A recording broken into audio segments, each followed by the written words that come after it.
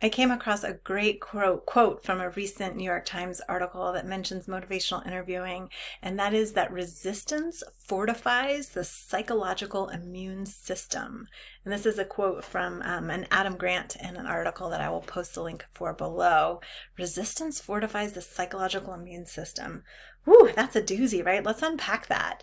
So as someone resists and defends their beliefs, they become more fortified and connected to those beliefs.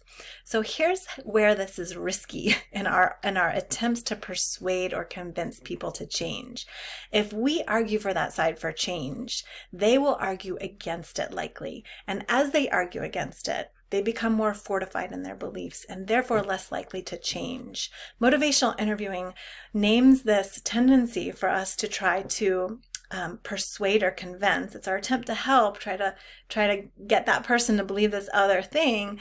They name that the writing reflex. And our intention in motivational interviewing is to withhold that writing reflex, pause, and instead reflect and explore and see if we can evoke that motivation for change from that person. Because just as defending against change likely makes that more likely, arguing for change will make that more likely. So that's our intention in the conversation, is to try to draw out and have the other person argue for change.